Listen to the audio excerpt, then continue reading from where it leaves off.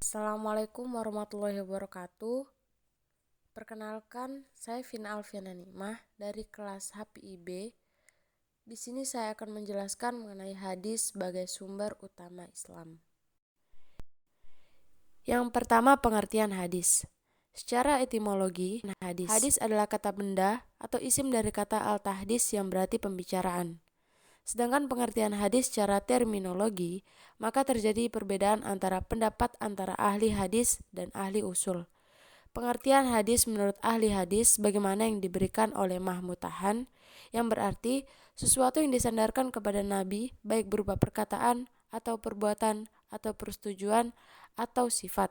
Sedangkan menurut ahli usul hadis, yang berarti segala perkataan, segala perbuatan, dan segala takrir Nabi SAW yang bersangkut paut dengan hukum.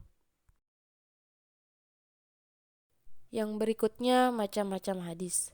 Dari segi jumlah perawinya, hadis terbagi menjadi dua. 1. Hadis mutawatir. Mutawatir secara kebahasaan adalah isim fa'il dari kata al-tawatur yang berarti al-tatabu, yaitu berturut-turut. 2. Hadis ahad. Kata ahad berarti satu. Habar al-wahid adalah habar yang diriwayatkan oleh satu orang. Menurut istilah ilmu hadis, hadis ahad berarti hadis yang tidak memenuhi syarat mutawatir. Yang berikutnya dari segi kualitas, sanad dan matan. Terbagi menjadi dua juga.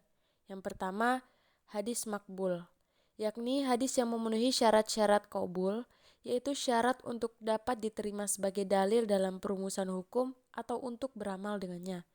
Sedangkan yang kedua, hadis mardud, yakni hadis yang tidak memenuhi syarat-syarat qabul, dan hadis mardud ini dinamai juga dengan hadis daif. Yang terakhir, dari segi tempat atau kepada siapa hadis tersebut distandarkan, terbagi menjadi 4. Yang pertama, hadis qudsi. Secara etimologi, kata qudsi adalah nisbah atau sesuatu yang dihubungkan kepada al-Quds yang berarti suci. Yang kedua, hadis marfu. Yang dimaksud dengan hadis marfu adalah segala sesuatu yang distandarkan kepada Nabi SAW dalam bentuk perkataan, perbuatan, takrir, ataupun sifat. Yang ketiga, hadis mauquf. Hadis mauquf adalah segala sesuatu yang diriwayatkan dari atau dihubungkan kepada seseorang sahabat atau sejumlah sahabat baik berupa perkataan, perbuatan, maupun pengakuan. Keempat, hadis maqtu. Secara etimologi, kata qata'ah adalah lawan dari washala yang berarti putus atau terputus. Sedangkan secara terminologi, yaitu sesuatu yang berhenti atau sampai pada tabi'i, baik perkataan maupun perbuatan tabi'i tersebut. Yang berikutnya, fungsi hadis terhadap Al-Quran. Yang pertama, menegaskan kembali keterangan atau perintah yang terdapat di dalam Al-Quran yang sering disebut dengan fungsi bagan takrir. Kedua, menjelaskan dan menafsirkan ayat-ayat Al-Quran yang datang secara mujma'am mutlak. Fungsi hadis sebagai penafsir terhadap Al-Quran dapat dibagi menjadi 3 bentuk. Yang pertama, menafsirkan serta memperinci ayat-ayat yang mujmal atau bersifat global. Yang kedua, mengkhususkan atau taksis ayat-ayat yang bersifat umum.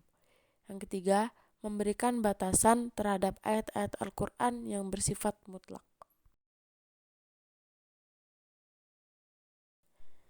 Manfaat belajar hadis.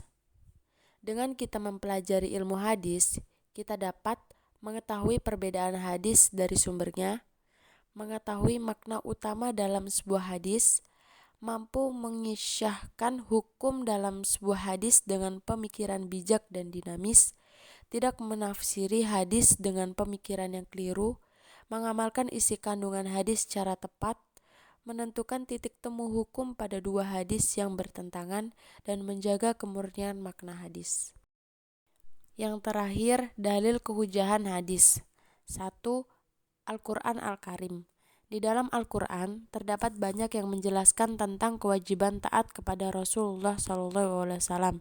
Antara lain firman Allah Subhanahu wa taala yang berbunyi, Ya ayyuhalladzina amanu atiullaha wa atiur rasula wa ulil amri minkum fa in tanaza'tum fi syai'in faruddu ilallahi wa rasuli in kuntum tu'minuna billahi wal yaumil akhir dzalika khairu ahsanu ta'wila, yang artinya, wahai orang-orang yang beriman, taatilah Allah dan taatilah Rasul dan ulil amri di antara kamu. Kemudian, jika kamu berada pendapat tentang sesuatu, maka kembalilah kepada Allah dan Rasul. Jika kamu beriman kepada Allah dan hari kemudian, yang demikian itu lebih utama bagimu dan baik akibatnya.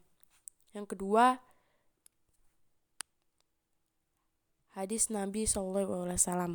Adapun hadis yang menjelaskan tentang kehujahan hadis, yang berarti, aku tinggalkan kepada kalian dua perkara, kalian tidak akan tersesat selama masih berpegang kepada keduanya, yaitu kitabul dan sunnahku.